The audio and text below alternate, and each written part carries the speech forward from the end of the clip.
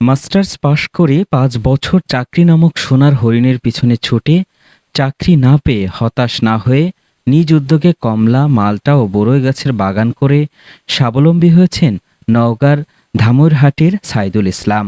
মাত্র ৪০% জমি লিজ নিয়ে বাগান শুরু করলেও বর্তমানে ১০০ একর জমিতে মিশ্র ফলের বাগান তৈরি করেছেন তিনি।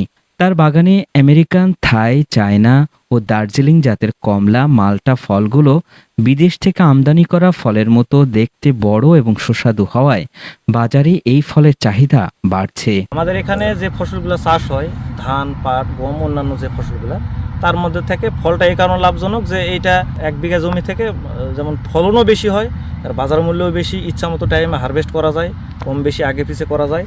আর যেটা আপনার অন্যান্য ফসলের ক্ষেত্রে হয় না, যেমন ধান বা অন্যান্য ফসল, এটা পেকে গেলেই কাটতে হয়। আর এগুলা উঁচু জমিতে, এগুলাতে পানির সংকটের কারণে এগুলাতে এই ফসলগুলো চাষ করা অনেক টাফ। আমাদের কোনো গাছে ১ মণ, ১.৫ মণ, কোনো গাছে ২ মণও পাইছি, কোনো গাছে ১ মণের কিছু কমও পাইছি, মানে অ্যাভারেজ আমরা হয়তো মোটামুটি ১ মণ। দেশেই বিদেশি জাতের ফল দেখতে প্রতিদিনই সাইদুলের বাগানে দূর দূরান্ত থেকে ছুটে আসছেন দর্শনার্থীরা। এই বাগান থেকে ফল কিনতে ব্যবসায়ীদের মধ্যেও পড়েছে ব্যাপক সাড়া। ঢাকা, বগুড়া, চট্টগ্রাম, সাপাহার সহ বিভিন্ন জেলা থেকে পাইকার ও খুচরা ব্যবসায়ীরা ফল সংগ্রহের জন্য ছুটে আসছেন এই বাগানে। মিশ্র এই বাগানের কারণে এই এলাকার কর্মসংস্থানের সুযোগ হয়েছে অনেক বেকার যুবকের। অর্থনৈতিকভাবে স্বাবলম্বী হয়েছেন তারা। কলা এটা কিনছি বাগান থেকে, এটা এখান থেকে জয়পুরহাট দুর্গাদলে যায়, এই যে ওখানে বড় পাইকারি আছে, বেচবো হাটে তুলে পাইকারি হিসাবে। এখন ওরা নিয়ে যায় ঢাকা, সিলেট, চট্টগ্রাম, এদিকে নিয়ে যায়, ওরা খুচরা দামে বেচবে। এখানে আমের এই পাতাগুলো পরিষ্কার করে দিয়েছি, কারণ আকাশে বৃষ্টি হলে পরে আমদ পড়বো, আমদ দাগ লাগে যাবে, এই জন্যই পরিষ্কার করে দিয়েছি। এটা হচ্ছে সূর্যের দিন জাতের আম। এটা আমটা লাল হয়, পাকার আগে আগে এমন কালার আসবে, খুবই সুন্দর লাল কালার আসবে, আবার সুস্বাদু জাতের খুব আম। পরিচর্যা করি এইভাবেই যে কোন জিনিস কোনটা নষ্ট হচ্ছে, কী হচ্ছে দেখশন করা লাগে, বা কোনটা পোকা লাগিছে, বা আমিও ফল খাচ্ছি সেই ফলই, এটাও খুব সুস্বাদ। এই এলাকায় পানির স্তর অনেক নিচু হওয়ার কারণে সারা বছর উঁচু জমিগুলোতে দেখা দেয় পানির সংকট। এ কারণে গম ও ধানের চাষ ছেড়ে ফলের বাগানের দিকে ঝুঁকছেন কৃষকরা। উপজেলা কৃষি সম্প্রসারণ সূত্রে জানা গেছে, এই এলাকায় চলতি মৌসুমে ৯৯৫ হেক্টর জমিতে নাগফজলি, আম্রপালি, গোপালভোগ, ক্ষীরসাপাত সহ বিভিন্ন জাতের আমের চাষাবাদ করা হয়েছে।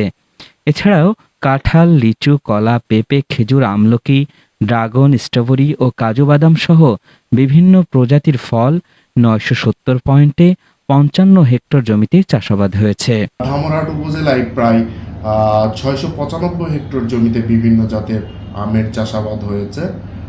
এইখানে ধামইরহাট উপজেলার বিখ্যাত নাগফজলি আম, তারপরে বাড়িফোড় আম, তারপরে আম্রপালি, ল্যাংড়া, কাটিমন সহ বিভিন্ন জাতের আম চাষাবাদ হয়ে থাকে। এখানকার আম খুবই সুমিষ্ট এবং এই আমের উৎপাদিত আম ধামইরহাট সহ দেশের বিভিন্ন অঞ্চলে, ঢাকা, চিটাগাং সহ বিভিন্ন অঞ্চলে এই আম যায় এবং এই আমের ব্যাপক চাহিদা রয়েছে এর মিষ্টতা এবং রসালো হওয়ার কারণে। তাছাড়াও ধামইরহাট উপজেলায় প্রায় ৪০ হেক্টর জমিতে মালটার চাষ হয়ে থাকে। এইখানে বাড়ি মালটাটাই চাষ হয়ে থাকে। তাছাড়াও অনেকে ভিয়েতনামের মালটাটাও চাষাবাদ করছেন। সেই সাথে এখানে কমলা লেবুটাও চাষাবাদ শুরু হয়েছে। এখানে পেয়ারা, আধুনিক চাষাবাদ পদ্ধতিতে পেয়ারার চাষাবাদ হচ্ছে। থাই পেয়ারাটাই কৃষকরা বেশি চাষাবাদ করে থাকেন। সাইদুলের ফলের বাগান থেকে ঘুরে গেছে তার ভাগ্যের চাকা। কমলা, মালটা, পেয়ারা, কলা, আমের এই মিশ্র বাগান থেকে প্রতি বছর তিনি আয় করছেন প্রায় ৫০ লক্ষ টাকা।